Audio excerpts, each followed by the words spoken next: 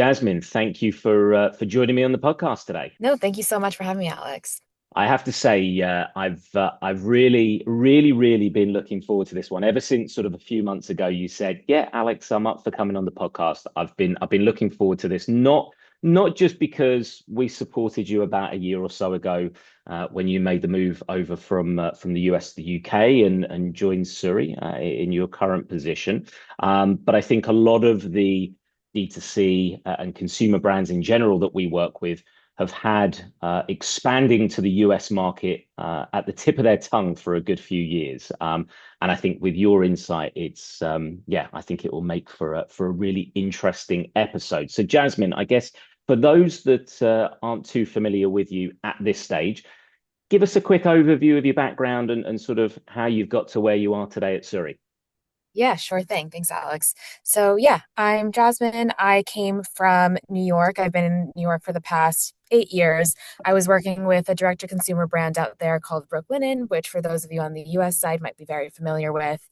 But it's a direct to consumer brand in the home brand space, and now one of the biggest D2C brands in the soft home category. So, joined there when it was about, just under 40 people. And they've scaled to over 200 million today. So definitely been along that journey for a long ride. Personal life circumstances has taken me to the UK this past October. So really excited to now be in London. And in joining London, coming to London, joining Surrey has been really exciting as well. I'm joining the team about the same size as when Brooklinen was there.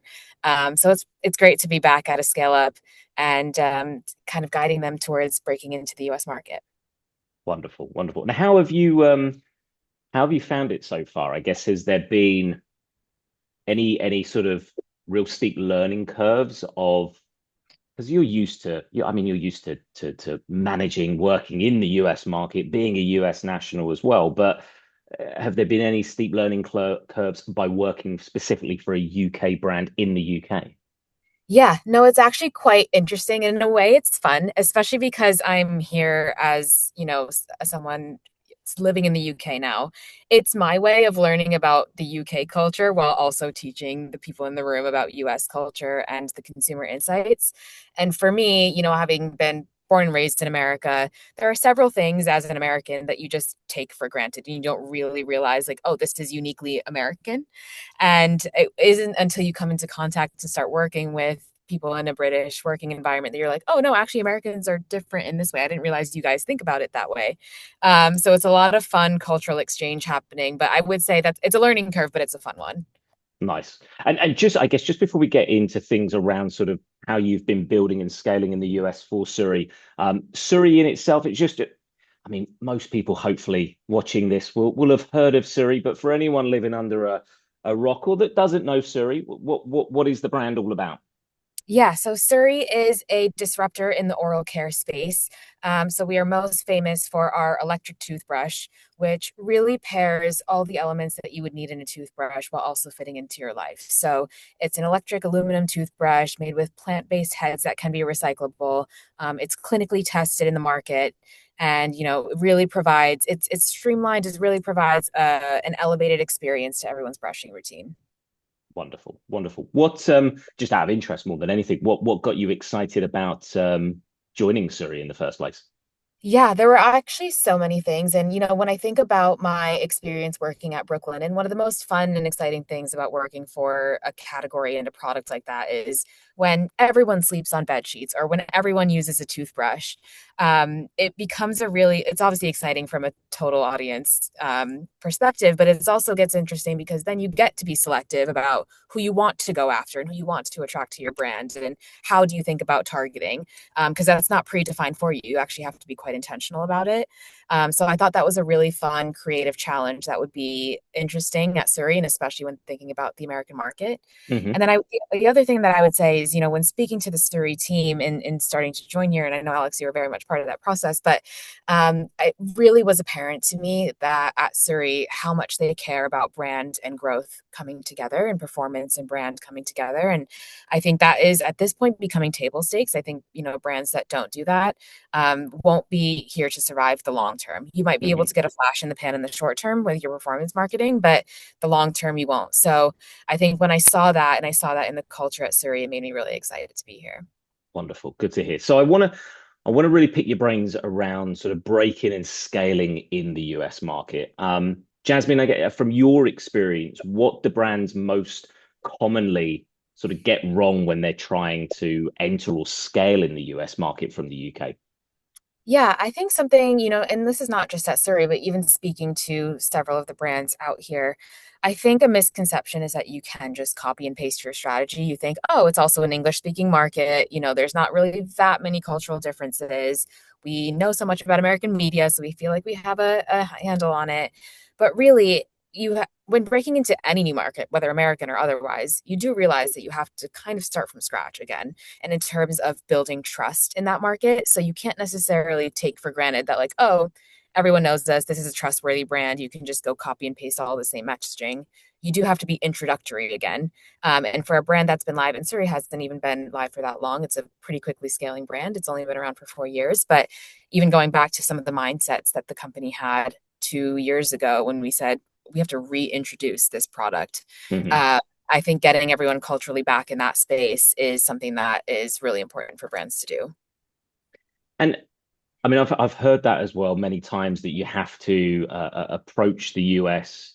The US obviously being the size of Europe, right? So you wouldn't just say we're doing Europe. It's you got to break it down more state by state, but it can still feel quite overwhelming because of its size. I mean, how, in your opinion, how should a brand sort of approach it without spreading themselves too thin? Yeah, definitely. And again, it obviously comes down to product category, market fit, but in a brand, in a product like ours, which technically could be used by almost anyone, Mm, I think it's especially important to get really, really crystal clear of who you're going after. And maybe don't rely on, where they're based, et cetera, but what kind of values do they have? How do they currently spend their money? What kind of things do they do in their day to day? I think some of the most interesting work that I did, and I am continuing to do here, my first 2 weeks here, I was sat in a phone booth just like this. And it's funny because the company was like, did she come here just to sit in that phone booth? But I sat in a phone booth just like this and I spoke to US customers, the ones that we had already acquired by that point.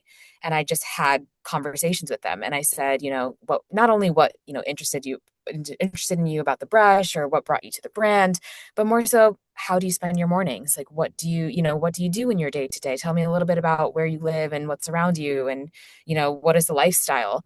And you start to pull together threads from, people from different parts of the countries but have a lot of similarities, and you start to really build that understanding of who your customer and your audience is, and understanding that may evolve over time, but it's a place to start. And really understanding those elements is how you can start to get a more crystal clear understanding of who the customer is. And I think that is the way to start, honestly, with really any market, but especially in the US, when you could go so many ways, it helps to just start by actually talking to the customer. nice. And was that also part because there was one thing that you shared with me, I think a few months back now, when you kind of were early doors in Surrey, that one of the first things you were doing is defining who exactly that sort of US customer was, and were you even using, I think, photos of your own friends to bring that customer to life? Yeah, and if they're gonna watch this, they're gonna be like, "Oh, I wonder if I was in there." But yes, I did. We happened to be, in terms of that moment in time, we happened to be at first going after a young professional millennial audience. We are primarily D2C at that point. We're rapidly expanding channels now, but primarily D2C at that point. It's something that made sense for our product and our price point. And so, yeah, some of my friends' photos got put on the inspo slides internally. But it really does help paint a picture, right? Instead of just writing, oh, women aged X to X or this and this, that. It's really helpful to understand, no, well, what are they doing with their lives? What do they care about? Who are some images of what these people could look like? It's interesting how much color that puts in for an internal team operating and how much Hmm. value it brings, even though it seems like, you're just making a collage on a slide, but it actually does really help people live and breathe who the customer is and speak to them in an authentic way. I love that. I love that. I know this question is fairly broad. However, I'd love to hear your thoughts that if you were advising sort of a UK D2C founder right now who's entering the US tomorrow, what's the very first thing that you tell them to do? I would tell them to definitely do some research, and that can look it can be in many different forms. I would say Mark and Give, even before I've joined, Mark and Give were really, really keen on making sure that they were surveying, interviewing customers. They were constantly visiting the US and getting an understanding of the people here. And so I think that is crucial. And that's like the work that, you can't just get any sort of like chatbot to do for yourself. You do have to live and breathe it in a way that is full and authentic and Hmm. colorful, for lack of a better term. But I think that is the most important thing. Otherwise, you're kind of just speaking to a wall after that. Do you think as well, Jasmine, that sort of is it the key assumption that a lot of UK brands have that turns out to be completely wrong is that the US is just one big market, or is there anything else that you've experienced in this sort of last year by being in the UK that you see as a wow, every sort of UK brand seems to assume this about the US market and it just turns out to be completely wrong. Yeah, I think one misconception is that it's one big market. But Hmm. even for those that may understand that there's different preferences, I think also maybe a newer misconception is that, the same type of person only lives in a certain area. I think post COVID, it's really important to understand that the US has dispersed. People who used to live and make a lot of money in New York are still making that money, but maybe now moved out to the suburbs. Hmm. And that is a really interesting migration that's happened across the US. And so those people still have New York values. They've been living in New York for a long time and they have tendencies that you might associate with New Yorkers, but they live in different places. So I think that's the other misconception I see. And if anything, it does tie more of the country together. But it is a misconception I see where I think I've heard other UK brands maybe just completely isolating their target to one specific area or another, but actually Hmm. you have to think about your targeting in a bit more broader sense geographically, but a more refined sense of who the actual person is and what they buy. Makes sense. I guess that's probably been made even harder as well, right, since COVID, because I know so many, say, New Yorkers, people in California kind of dispersed to tax-friendly states, let's say, like Florida and Texas. Yeah. So it's a bit more difficult, I guess, to track those kind of individuals if you're very locked in on one area. Yeah, exactly. So you kind of have to identify them through methods other than just their geography, right? So what's nice is in for many ad platforms, for US customers, you can't really do this in the UK, but for US, you can target by household income. Hmm. And so that, for example, is a really interesting way to go after the audience that you're looking for. And we all know creative is a targeting method as well. It is the targeting method these days. So really understanding how your creative can speak to those people, whether they live in the city or live in the suburbs, but maybe still have the same expectations for their lifestyle. What does that look like? And I think those are the ways that, I guess advertising is evolving to versus being like very specific about what state they live in. Nice. One of the things you mentioned, obviously, and I know one of the big projects that you've been involved with is sort of expanding into retail recently, and I know we'll probably touch upon on the specifics around that for Suri in a minute. But traditionally, sort of D2C brands scaled performance marketing first and only invested in brand much later. Why do you think that approach is sort of starting to break? Yeah, it's a really interesting one, and especially having been at Brooklinen for a long time, where the numbers that I mentioned earlier were primarily DTC. It was a DTC brand that scaled significantly at that time. I think you do hit a point though where distribution ends up getting limited on DTC. There's only a certain amount of people that are just comfortable shopping with their products online, and granted, that's a lot of people, Hmm. but at the end of the day, having being available where your customer is shopping is so important. So having seen a brand like that get to that stage, but then other brands who, around them who are able to scale into retail, I think it was an interesting and fun challenge here to be like, oh no, retail is very much on the cards today. And, it's something that we have to think about early. And how do you think about, dividing your marketing mix or allocating your marketing mix to be appropriate for a retail strategy as well as the D2C strategy. And so yeah, I think that's why that's starting to break. I think it's a really fun challenge though.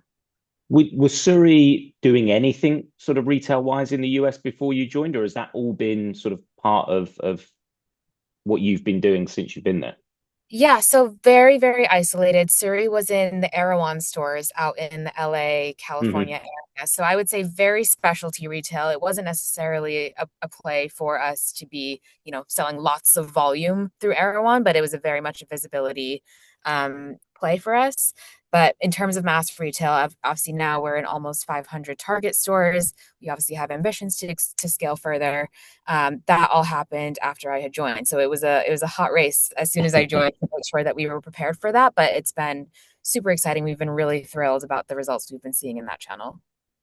So if I'm a UK D2C brand that's sort of done my research, sort of looking at the right target market, I've done well from a sort of D2C perspective. How do you then decide when it's time to invest beyond sort of Meta and Google? Yeah, I think for it really does come down to channel strategy and where you think your audience is living. I think in terms of investing beyond Meta and Google, at the end of the day, it depends on what product category you're in. If you're in a category like SURI, we're technically sort of in the health and wellness category. Hmm. Establishing trust is extremely, extremely important. And so for us, we are exploring other channels that allow us to tell that story in that way. Of course, you can do it on Meta and Google, but maybe not in a full way as you can with having influencers really share their experience with the product. So when we think about methods like that and the job to be done in the US market, that is really what's driving our channel expansion. It's not for coming from a place of, oh, we're just investing this much on Meta and Google. Maybe it's time to diversify. There's real reasons behind why we go into every single channel and real reasons that drive that.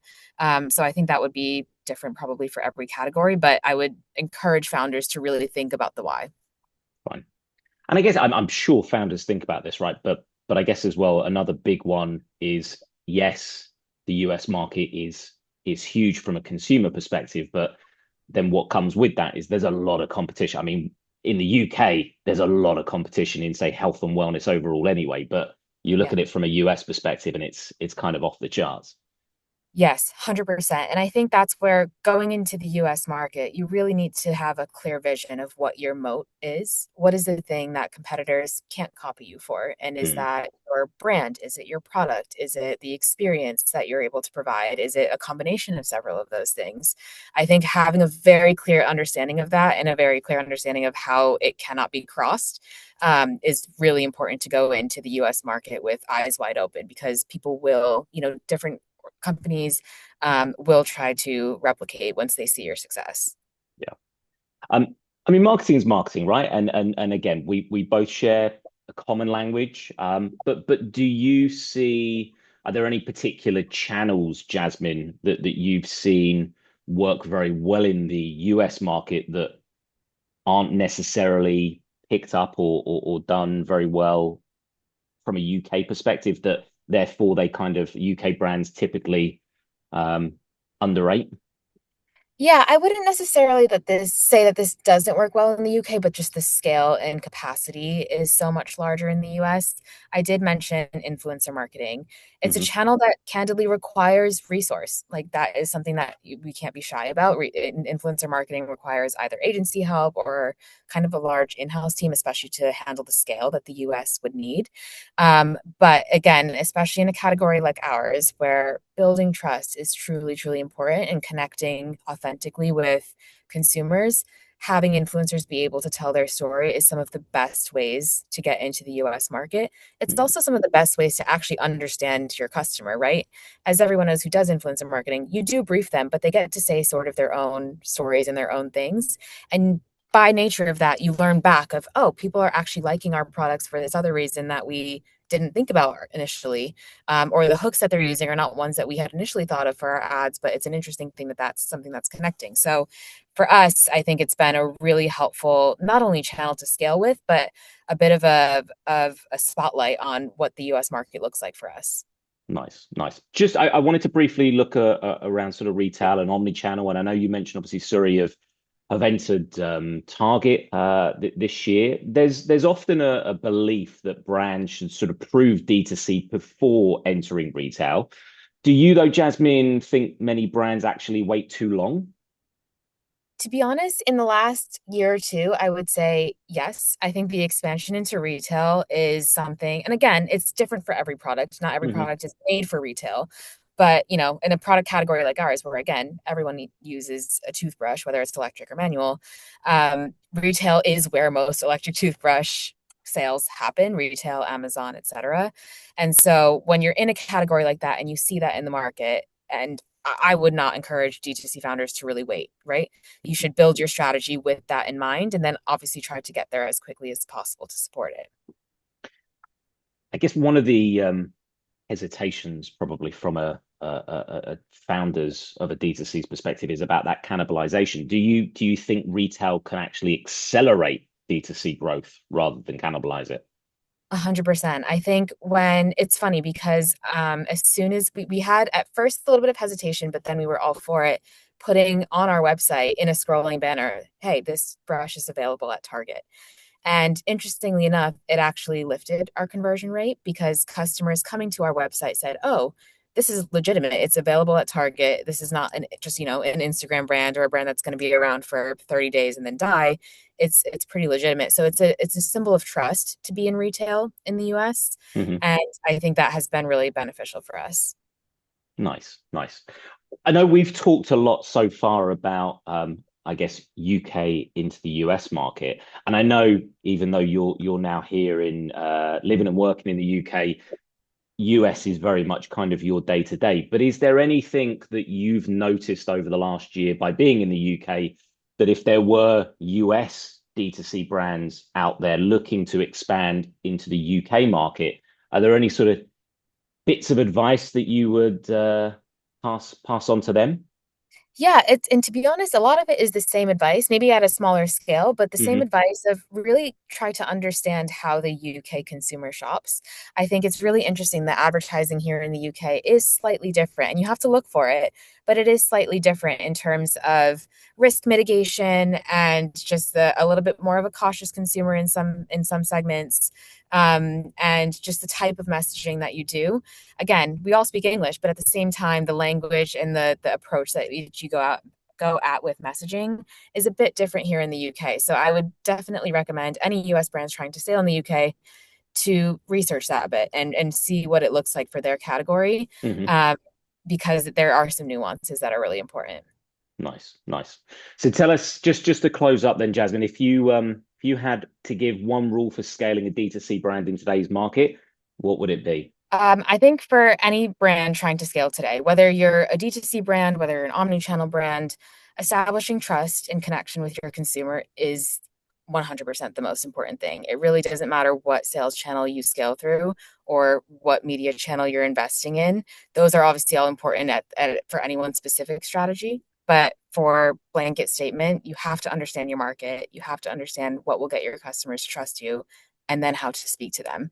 So those all sound like very fluffy and basic things, but they are Hmm. actually steps that I think a lot of in the desire to move quickly, a lot of brands do skip.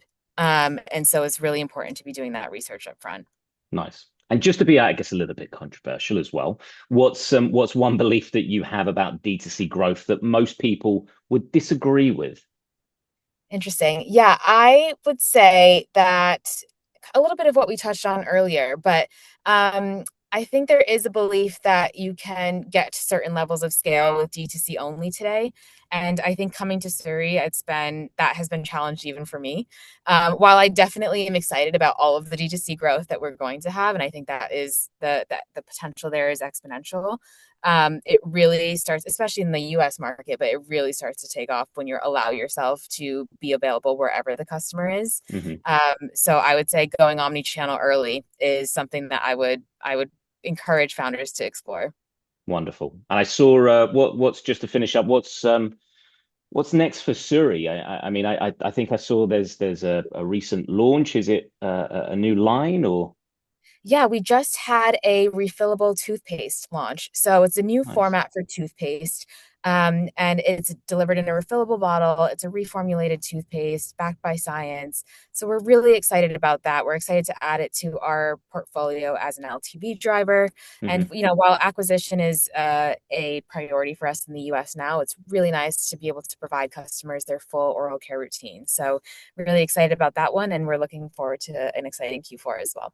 Wonderful, wonderful. Well, look, Jasmine, really appreciate your time. I loved having you on. I think there's some real nuggets of gold in there, and I wish you all the very best with ongoing US growth for Surrey. Thank you so much, Alex. Great to be on.